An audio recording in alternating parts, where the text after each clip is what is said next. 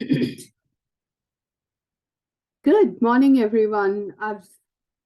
Thank you for joining in today, and for those who have taken an interest, thank you very much. I've just got a message this morning, so I don't think anybody is joining me live, but let's see, somebody may join quickly. For those who are watching the replay, thank you very much for your interest. As mentioned, this is mainly for home lovers who want to do something with their interior design, you want to do it themselves, for you to basically understand the space. Because to create something within a space, what we need to do is understand the space first. So most, you hear the term interior design. What is interior design actually? When you put it in words, you can say it's the art and craft of understanding and creating beautiful and functional spaces. So there is this aspect of both being aesthetically pleasing and being functional at the same time. So I'll start sharing my screen here.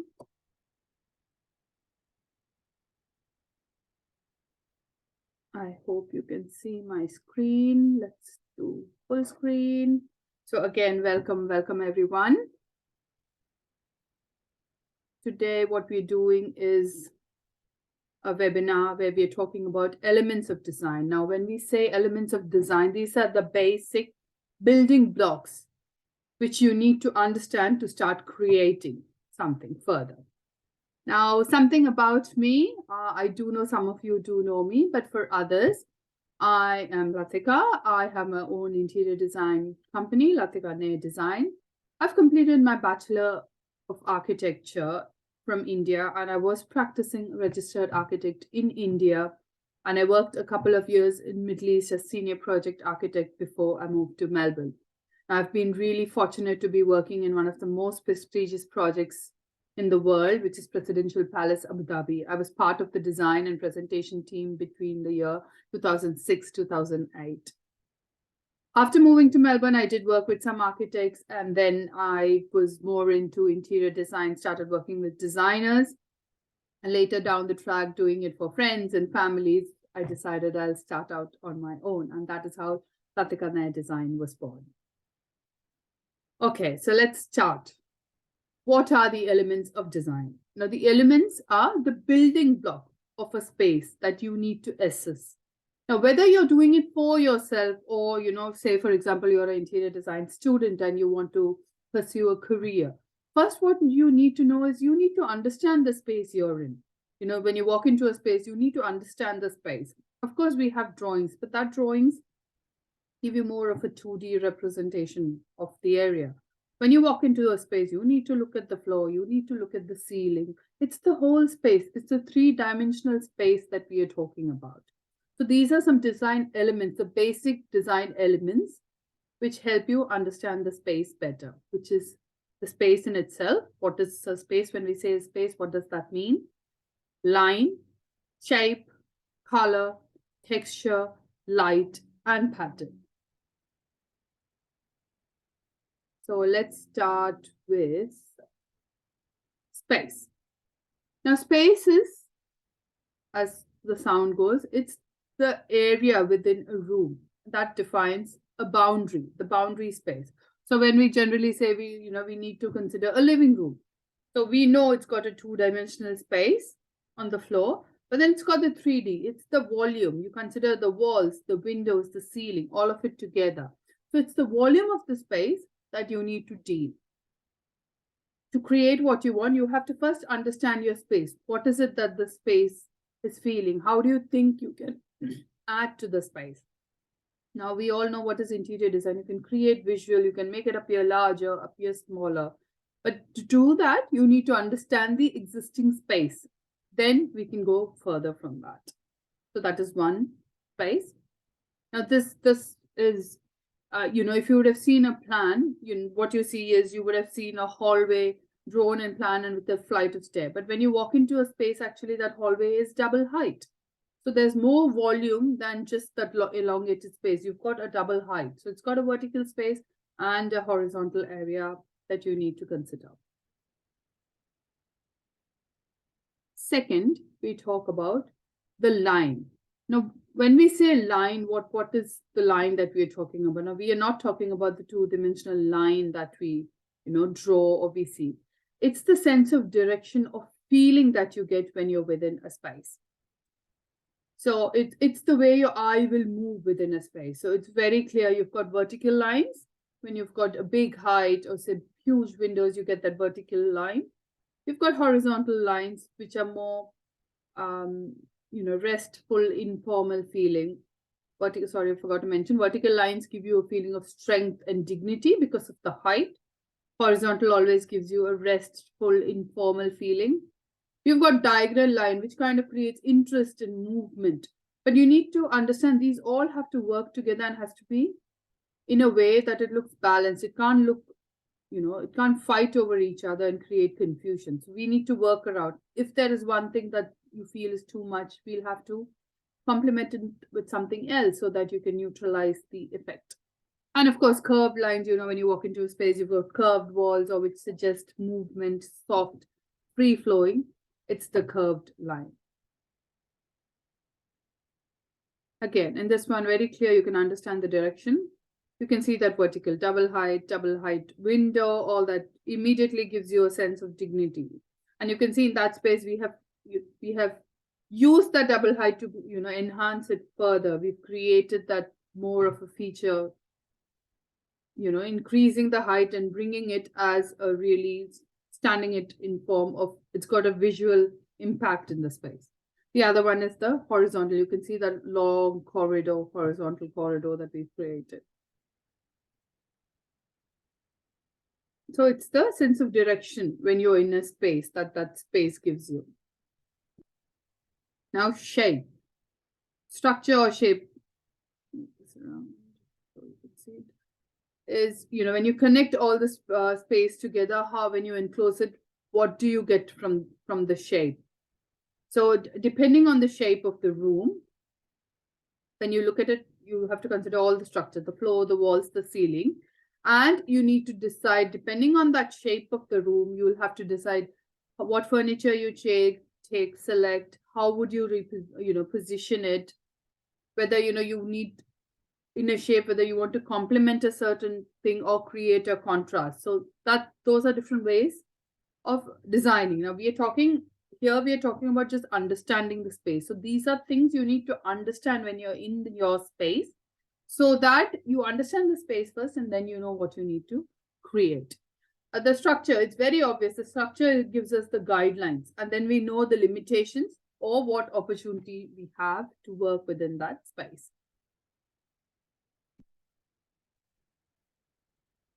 It's just the same here. So you can get the shape. You are able to understand the shape. There is actually that, in this photo, it's not very clear, but it's got a double height entrance foyer and then you've got a horizontal. So you can see how that shape, it's like an L shape that's formed.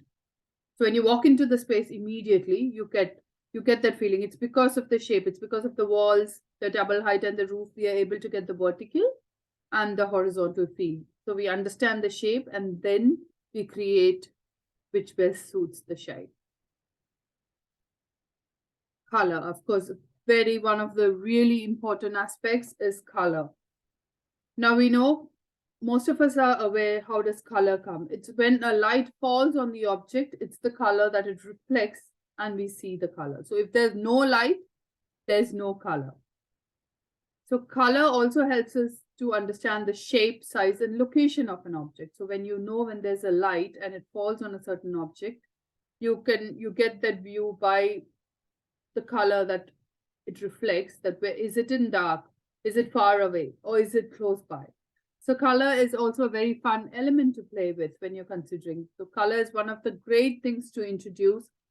If you want to just enhance a space, bring it up, you think everything is quite boring and dull, you just introduce a color. It could be a small piece, but the introduction of that color brings in a lot of fun. And a color, as I said, a color can completely change the feeling of the space. You can make, just as we said, color helps you to make space appear larger, brighter, or even smaller. it is proven that color has a psychological effect and it affects our mood. That's why it is very important when you choose color for your home. Color comes in play when you're choosing your artwork as well, and it's very personal. So if you're like fun loving person, you love the vibrant colors, you would love that kind of artwork, will really bring in quite a lot of interest in your space.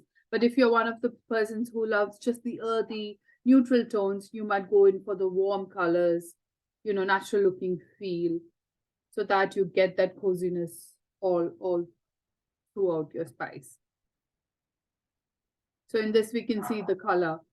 This was a very simple couch which was all in warm color tone, and we wanted to introduce something different, just so that and the cushions that were along with it were all in the warm tones. We decided we'll introduce a color teal, so we added some solid teals and some prints, and you can see just by adding the teal we've just brightened up the whole space, and it works really well. Because if you notice, the flooring is white, the building, all its structure is mainly white and black. You can see the glass frames, everything, they're black, the wall is white, the floor has got the white tiles with gray lines on it, and the furniture is quite warm, it's got the brown tones in it. So we blended the two together by adding teal. Teal is a really good color because it works well with both warm and the cool, and it actually blends the space together. So you can see there's a bit teals everywhere, and even the carpet that's chosen, it's more of a warm tone, but it's got the color of teals and some burnt color in it, like maroon, which just blends the whole space. You can just see that little bit of the color. You could imagine this, if this was imagined just as brown, how different would this look? And this just because of the addition of the teal. And we've got a matching lampshade which had the teal top, which is perfect for that corner. So it brings in a little color and a height as well. So you can see just introducing the color has brought in a little bit of fun, excitement, and has made the space a bit more lively. So color is a great way. And color also, you have to be careful because you do not want to overdo it. Then it could turn out to be a nightmare. The other element we need to understand is the texture. So texture is something that we can, it's got a texture when you touch it and feel it. But that is the tactile texture. That means you need to touch it. The fabric has a certain texture. But also that gives you a texture visual. You are able to look at a fabric or a rug or say a wall, and you can understand the texture. It gives you a visual impact as well. So texture plays a very important role in your design because you need to understand what works in what areas and what texture would you add in to either create an element of drama or a rustic look, relaxed look. What are you after? So the texture is one of the very important items which will help you create an urban, sophisticated feel or a rustic and a relaxed feel. Again, like I said, textures are really good, but we have to be mindful of how we add them within a space because too much of anything can be a problem. Like I said, so these are your building blocks that you need to understand so that you are able to complement to your space and decide what is it that you want to add in your space and how much of it would you want in your space. So in this texture, when you look at it, immediately you can get, if you notice, the cabinetries are kept, they're plain. So, we added a bit of texture, to get that visual feel. We've added texture on the splashback, which are actually simple tiles, but because they're like in a mosaic pattern, and we have enhanced them because the grout that we used is contrasting color. So you can see that stands out further. So though we've got a very plain cabinetry, the splashback stands out because of the texture created. So there is a bit of contrast in there, but keeping to the tone. So it's not overpowering. It just blends along really well. And of course, the other textures that you add in your greens, the materials that you use, your decorating item, they add texture as well. So that also makes an effect on the whole space. So when we are talking about decorating, also, when you decide to add texture, whether you want the texture on the fabric, whether you want the texture on the wall. With wall, you have so many options: wallpaper, wall cladding. Wallpaper also, they come with the fabric, which is called like the grass paper. So immediately when you add that, you get the texture feeling. When you look at it itself, you can realize it's not just a paper, it's got a texture, a warmth in it. Similarly, the other items you would use to decorate, whether it be books, everything has got a texture, and we are very easily able to get a feel of it when we even just by looking at it, you're able to get the feeling. So that enables you, like I said, to create whether you want a sophisticated look or you want a rustic look. So you're just by adding textures, you can bring that in within your spice. Another very important factor is the light. So when you walk into a space, you need to understand how much light that space has. First of all, we have natural light. We do know it is very important, as much as natural light you can get. But then you need to understand whether that room has strong light and whether you don't want that much of light. You know, whether it's a north facing, south facing, all these things affect us when we are looking at the space and we want to decide what we'll do with the space. Because depending on the light, depending on the angle, you have to decide whether, you know, what kind of window treatment will you select. Or if you have a certain window treatment, what else can you do in your decoration that will either complement it or contrast it, depending on what theme you're thinking.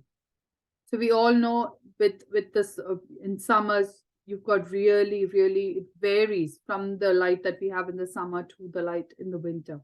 That's why in most places you can see the decor also changes accordingly. You know, summer, how you use certain decorative items is not you repeat it for winter. You change something for the winter. So this is natural light, of course, which we depend on the sun for the natural light. And artificial light, of course. Artificial light it's unlimited because it depends on how much you want to add within that spice. So it could be even during the day, because if your space doesn't have much light, you need to support with more light. Or during the night, of course, how much light you need in the room. It's always nice to layer lights. And, light is one whole topic. I am definitely doing another one where I talk more about the light in detail. This is just to understand light is one of the elements you need to understand. So light helps us, one, when you're in your space, helps us to see the color, the texture, the movement, the pattern. All of this is, you can only see this when you've got the light. And also light is important for your proper working conditions, safety, security. So light is a very important factor. Now, in this case, you can see this window in the kitchen. That window during the day is got enough light for that area. But we do have additional lights because the range hood has its own light. So during cooking time, you know, the client can access it. We do have some downlights in the space, which is for general lighting, for just passing through, walking.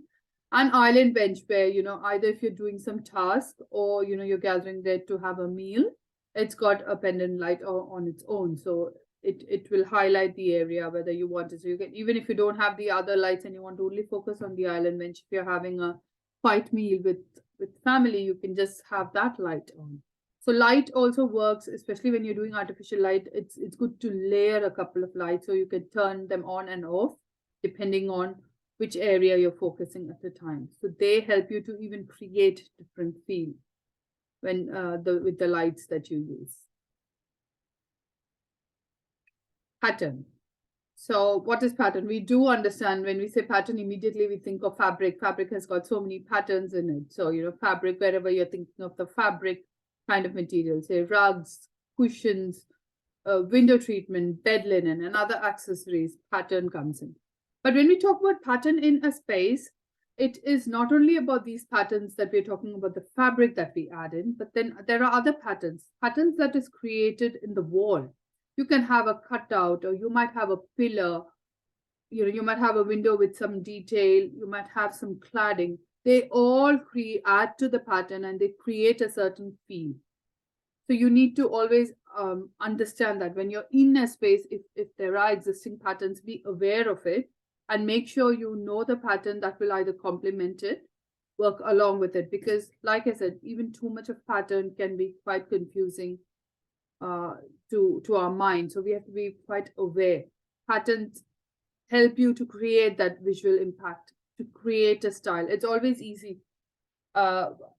when I tell people, if you're really confused about the patterns, the best thing you can do is your main items, say for example your couch and your main seating, opt that to be like a more simple single tone, and you can add pattern by adding your rugs, your cushions, or your throws on it, which has got more pattern. And these are one, there won't be too many of it, so you can play around with the pattern. And two, they're smaller items. Say for example you work and you realize you don't have it right, you can always change. That's not going to be a massive thing to change these smaller items. So if you're worried about playing too much with the pattern, I would ask you to stay with the little decor items, stick to patterns in there. Or it can be pattern in an artwork, pattern on the wall, could be even something like that. The same here. So, here you've got few patterns created. You can see very clearly that the couch is actually got a pattern on its back. It's got that tufted look, which has got the button. So that creates a pattern on its own. So we haven't added too much of other patterns around. You can see the blinds are very simple because that will enhance the feeling of the couch in there. Even the chair, which you've got like a highlight armchair, we've kept it simple. And then we've added a little more patterns on one of the cushions, where one of the cushions has got some texture and pattern on it. And the others are kept simple to go along the whole space. So again, as saying, today we've discussed the elements of design, which are space, line, shape, color, texture, light, and pattern. So this is the basics of design. You need to understand these elements clearly when you are going to start designing. Now, next week, I've got a very interesting one. They are the design principles. So, these are the building blocks. And next you learn is about the tools that help you to put the building blocks and how you can work with them. So I hope this has been quite interesting. So for people who are watching this replay, if you've got any questions, please feel free to DM me and I'll get back to you. And I hope you can join me next week where we talk about design principles. So we are starting to get more into the design aspects. So thank you very much. Thanks for joining. I would love to hear your feedback. So let me know and have a wonderful day. Bye, everyone.